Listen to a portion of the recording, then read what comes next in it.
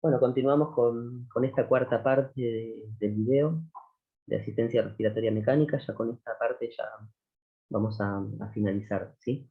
Así que bueno, habíamos quedado, a ver, voy a presentar más grande, a ver si se ve mejor.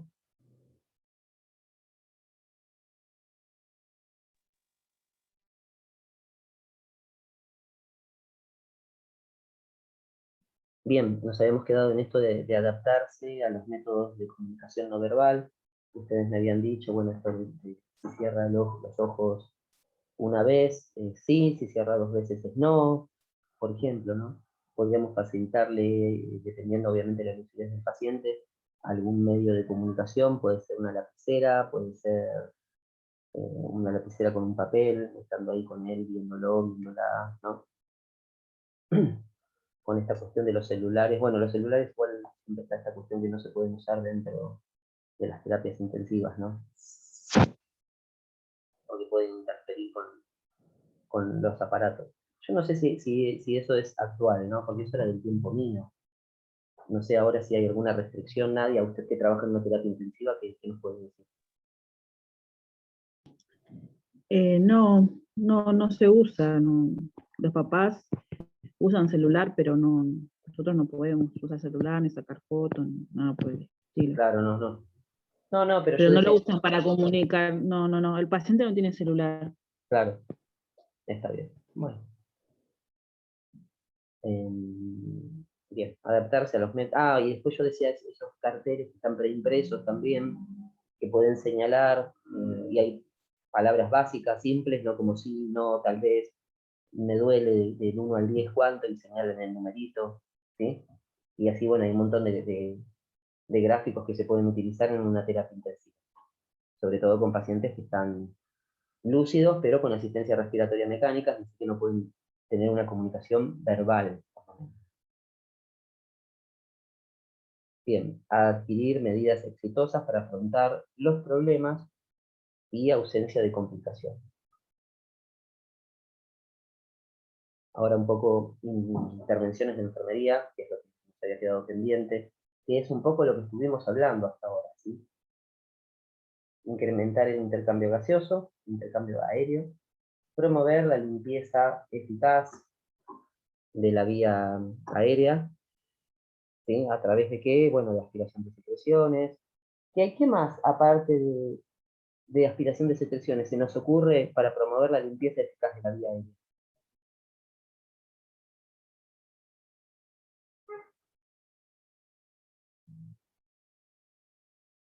¿Qué hace el kinesiólogo?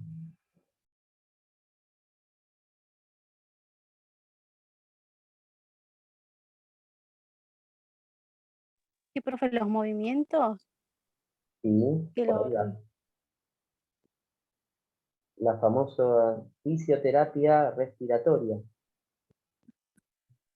Bueno, no sabía la palabra, pero sí, más o menos me acordaba de los movimientos que los hacían, como los levantaba, los movía, hacía que muevan la parte del cuerpo, porque hay muchos vio que no pueden movilizarse Sí. generalmente.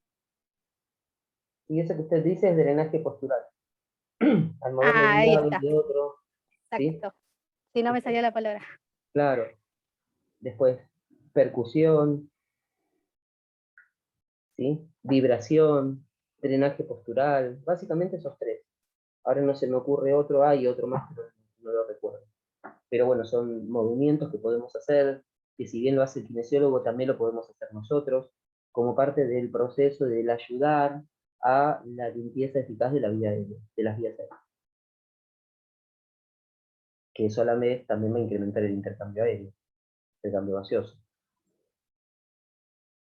Prevenir los traumatismos e infecciones. ¿Cómo prevenimos las infecciones?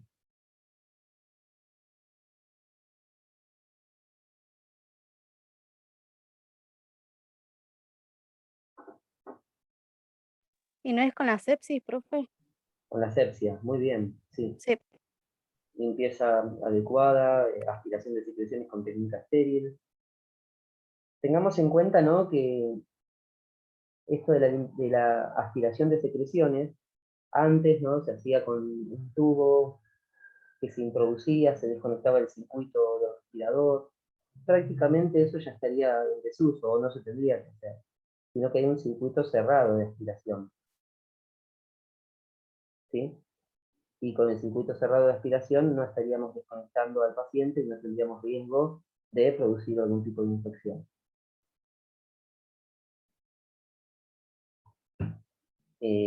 Introduciendo una sonda podemos producir traumatismos también, ¿sí? Así que también hay que prestar atención si no estamos lesionando la mucosa, si no está apareciendo algún tipo de sangrado también, ¿sí? Si hay un tipo de sangrado cuando introduzco la sonda, es porque estoy produciéndolo yo estoy produciendo este problema en el paciente, ¿sí? Profe, consulta, en ese caso, ¿cómo hacemos nosotros? O antes, ¿tenemos algún método o una forma de saber hasta dónde llegar para no lastimar al paciente? Igual, está bien, si entra el tubo, la sondita, se siente, creo, un tope, ¿no? Sí, más o menos es el largo, el mismo largo de la sonda, el largo del tubo, pero podemos llegar a lesionar. Y lo que hay que hacer es entrar con cuidado, despacio, y retirar despacio con cuidado también, ¿sí? No introducimos Claro. Ah, aspirando, introducimos sin aspirar, porque ahí podríamos producir presión, y cuando retiramos empezamos a aspirar, ¿sí? bien. Sí, sí, Y igual eso siempre da dos sí, y se introduce en también. forma como dándole, como si fuera un círculo, ¿sí? Esa sería la forma adecuada, no directo. Como dando, como si fuera como un tornillo que vamos enroscando de esa forma. Y aspiramos de la misma forma mientras vamos retirando. No podemos introducir la sonda también y estar media hora con la sonda introducida. Introducimos la sonda y inmediatamente empezamos a retirar lentamente y aspirando, ¿sí? Imaginemos que el tiempo que está la sonda introducida dentro del tubo endotraqueal es tiempo que el paciente no respira. Bien, promover la movilidad óptima, promover la comunicación óptima, esto es parte de intervenciones de enfermería. Promover la capacidad de afrontamiento. También está en una situación de debilidad, entonces hay que ayudarlo, hablarle mucho al paciente, ¿sí? Permitir que se exprese a través de la comunicación no verbal, darle tiempo, porque a veces uno está apurado, uno quiere ir, resolver todo rápido y ya está. No, hay que darle tiempo, saber escucharlo desde lo gestual, obviamente porque el paciente no puede hablar, pero bueno, sí desde lo gestual, utilizando, no sé, articulación, mímica, esto que habíamos dicho hace un rato también de los distintos carteles para comunicación, escalas análogas, que pueden ser numéricas, que tienen los numeritos, ¿no? Del 1 al 10 para el dolor, o en el caso de los niños, escala análoga, que son las caritas, que es muy triste, que está con mucho dolor, muy feliz, que no tiene dolor, ¿sí? Bien, respecto de incrementar el intercambio aéreo, el personal de enfermería valora de forma continua al paciente en cuanto al intercambio de gases que sea adecuado. Tiene que ver la oxigenación, la PO2, la frecuencia respiratoria, el volumen que está programado el respirador también. Eso se corrobora también con la saturación de oxígeno, ¿sí? Otro valor, gases en sangre, también se puede tomar para verificar la oxigenación en sangre propiamente. Bien, administrar analgésicos para aliviar el dolor, sin suprimir el impulso respiratorio, y un reposicionamiento frecuente para disminuir los efectos de la inmovilidad sobre los pulmones. El hecho de que el paciente no se mueva también genera efectos perjudiciales en los pulmones. Por eso es que tenemos que estar rotándolo mínimamente cada 2 horas, no solamente por una cuestión que tiene que ver, que es importante, que son las úlceras por presión, sino también para favorecer el intercambio respiratorio. Y eso es lo que hacemos, favorece el drenaje postural, que era una de las técnicas que habíamos nombrado anteriormente, ¿se acuerdan? Vigilancia adecuada del equilibrio de líquidos.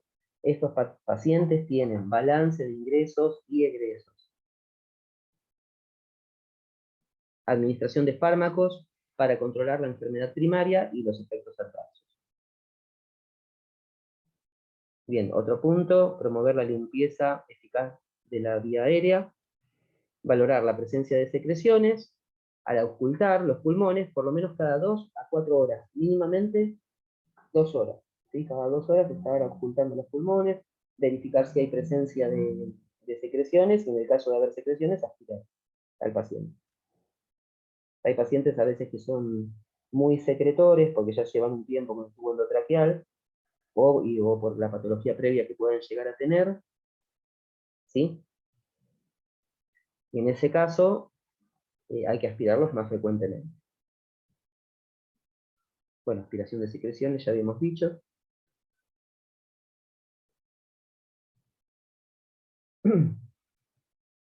Bien, cambios frecuentes de posición, también, esto ayuda al drenaje postural, habíamos dicho. La humidificación de la vía aérea ayuda a disolver las secreciones. Esto de humidificar la vía aérea, ¿no? También, por eso los respiradores tienen que estar humidificados, ¿sí? Hay unos humidificadores específicamente para eso. Y la administración de líquidos también ayuda, ¿sí? A fluidificar las secreciones.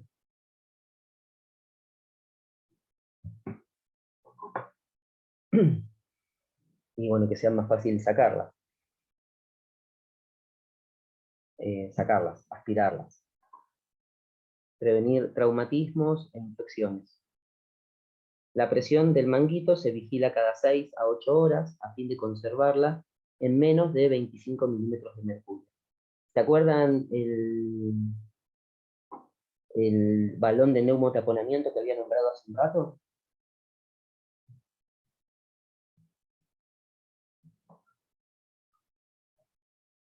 Sí. Bien, ese es el manguito que hay que estar controlando, y que cada 6 a 8 horas, y que la presión tiene que ser de menos de 25 milímetros de mercurio. Si es mayor a 25 milímetros de mercurio, puede producir algún tipo de lesión, ¿sí? Bien, el cuidado de la traqueostomía se efectúa al menos cada 8 horas y con mayor frecuencia, si es necesario, debido al riesgo de infección. Reemplazar de forma periódica los tubos del circuito del ventilador. Las tubuladuras del ventilador se tienen que reemplazar de forma periódica. Eso no lo vamos a hablar ahora, pero bueno, hay bibliografía que tiene distintas cuestiones. En algún momento se hablaba de cada 48 horas, después hay otra bibliografía que hablaba de 7 días, ¿sí? Hay estudios incluso que comparan el cambio de las tubuladuras, de todo el circuito estoy hablando, ¿no? Que hablaba de cambiarlo cada 48 horas contra cambiarlo cada 7 días, y no había diferencia en cuanto a la posibilidad de infecciones asociadas al cuidado de la salud cuando se cambiaba cada 48 horas que cuando se cambiaba cada 7 días. Es más, aumentaban algunas complicaciones si se cambiaba rutinariamente cada 48 horas. Entonces, según esos estudios, terminó siendo más favorable para el cuidado del paciente cambiarlo cada 7 días. Eso se los digo de un curso que yo estoy haciendo de control de infecciones, justamente. Bien, higiene bucal frecuente, que ustedes lo habían dicho también en un momento.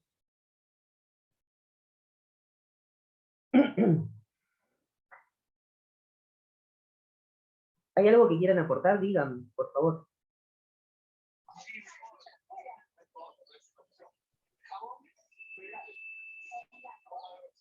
¿Quieren decir algo? No, no sabía que se cambiaba cada 7 días.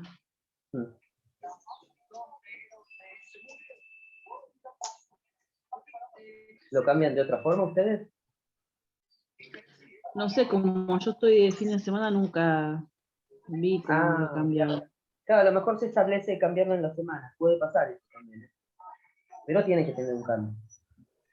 Profe, consulta, ¿ese cambio se tiene que hacer con la indicación médica o nosotros mismos ya, si vemos que es necesario cambiarlo, cambiamos?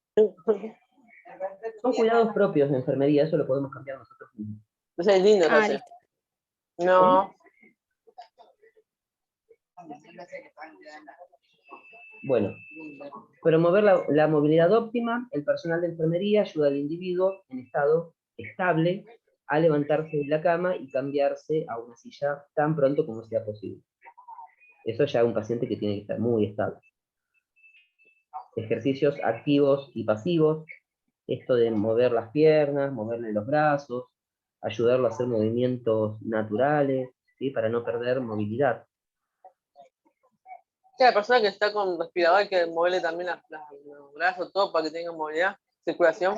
Claro, tal cual, sí. Porque imaginemos, no sé si les pasa que a veces se acuestan, se duermen y se quedan en una posición un montón de tiempo, y después se despiertan y les duele todo el cuerpo, o les duelen los brazos o las piernas que dejaron en una sola posición todo ese tiempo. Quizás fueron 2 horas. Imagínense un paciente que está siempre en la misma posición. Bueno, profe, yo hoy me levanté y no puedo mover una parte del cuello porque no puedo. Dormí de costado y ahora no me puedo mover. Claro, bueno, ¿ves?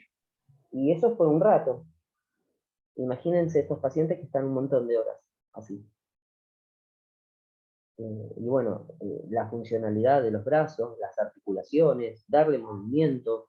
Si no pueden mover por sus propios medios, porque si el paciente está lúcido, se le dice, a ver, levante la pierna, a ver, haga este movimiento circulatorio, este movimiento rotatorio, abre y cierre las manos, levante la mano derecha, levante la mano izquierda. De paso vamos evaluándolo también desde la parte neurológica, si responde a órdenes simples, no. Hacemos la escala de valoración, el famoso Glasgow, es la valoración neurológica, ¿sí? Y aparte, y de paso, hacemos esto, ejercicios activos y pasivos. Promover la comunicación óptima.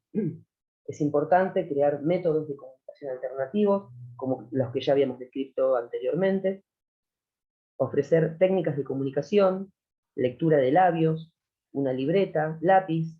Ah, la pizarra mágica me había olvidado. Las conocen esas pizarras, ¿no? Que ahí se puede escribir y se puede borrar al momento, en vez de usar lápiz y papel como ya había dicho en un momento. Que muchos de estos elementos están presentes en instituciones donde atienden pacientes crónicos, que están con asistencia respiratoria mecánica.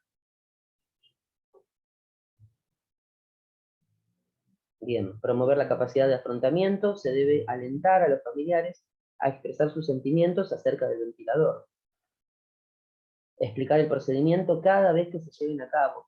Ayuda a reducir angustia y bueno, y hace que el paciente esté como más enterado de lo que se le va a realizar y más familiarizado con todas esas cuestiones, ¿sí? Siempre todo procedimiento que le vamos a hacer al paciente, tenemos que explicárselo, tenemos que decirle qué es lo que le vamos a realizar.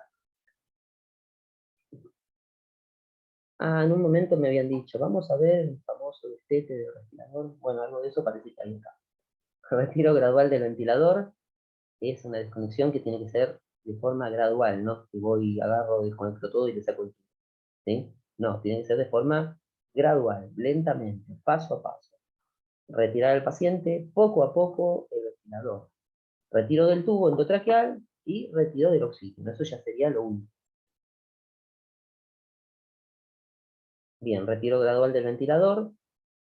Antes de tomar esta necesidad, tenemos que saber cuál es el estado del paciente. Si ya se ha resuelto la causa primaria que ha llevado a que el paciente esté en asistencia respiratoria mecánica. La causa primaria es el problema inicial, la enfermedad, la patología que lo llevó a estar en este estado de dependencia de una asistencia respiratoria mecánica. Si eso se ha resuelto, recién ahí podemos llegar a tomar la decisión de destetarlo, de sacarle el respirador. Por eso hay que conocer el estado fisiológico del paciente o fisiopatológico, y si la enfermedad se ha resuelto. La desconexión gradual se inicia cuando el individuo tiene estabilidad fisiológica y hemodinámica, cuando es capaz de respirar espontáneamente, está en recuperación de la etapa aguda y cuando la causa de la insuficiencia respiratoria se ha revertido lo suficiente. A veces no se ha revertido del todo, a veces se ha revertido lo suficiente como para poder realizar el retiro de la asistencia respiratoria mecánica. Bien, criterios para el retiro del ventilador, estabilidad de los signos vitales y de la gasometría arterial. El personal de enfermería registra los valores basales de los índices de desconexión gradual para controlar el proceso. Es decir, que tenemos un paciente, se le va a hacer el retiro de la asistencia respiratoria mecánica. Primero tiene que estar en una modalidad asistida, no controlada, asistida, que ya está respirando espontáneamente el paciente, con presión de soporte, PSD, ¿se acuerdan? Y bueno, ahí anotamos todos los valores que tienen en ese momento el paciente. La saturación de oxígeno, la frecuencia respiratoria, la frecuencia cardíaca, la tensión arterial, todo, la temperatura, sobre todo el estado hemodinámico del paciente. Retiramos de a poco, bueno, una vez que estamos en esa situación, aspiramos previamente al paciente, ahí ya podríamos decir que retiramos el tubo endotraqueal, no le sacamos del todo el oxígeno, sino que le podemos llegar a colocar alguna máscara de reservorio o máscara de Venturi, y evaluamos cuál es el estado del paciente después del retiro de la desconexión del tubo. Estoy resumiendo un poco cómo se hace, ¿no? Una vez retiramos el tubo endotraqueal, le colocamos una máscara que puede ser de reservorio en primera instancia o de Venturi en segunda instancia, y vamos evaluando cómo va evolucionando el paciente, si no utiliza otra vez músculos accesorios, si no se empieza a descompensar hemodinámicamente o respiratoriamente hablando. Y en base a eso, bueno, lo dejamos en observación y que tiene que estar observado todo el tiempo, en observación constante. Bien, preparación del paciente, se necesita prepararlo psicológicamente antes del proceso de retirada, porque es un proceso difícil, no es fácil ni física ni psicológicamente. Por eso el paciente tiene que tener una preparación psicológica. Se le debe hablar, se le debe explicar todo el procedimiento que le vamos a realizar. Y bueno, y sobre todo, el paciente tiene que saber que si hay algún tipo de dificultad, si se nos complica en algún punto esto de la desconexión, enseguida lo vamos a volver a conectar al respirador. Tenemos que generarle confianza, que no tenga miedo, ¿sí? Bueno, por hoy terminamos con esta clase y nos encontraremos mañana de manera presencial en el campo práctico. Dejo de grabar, igual nos quedamos 10 minutos.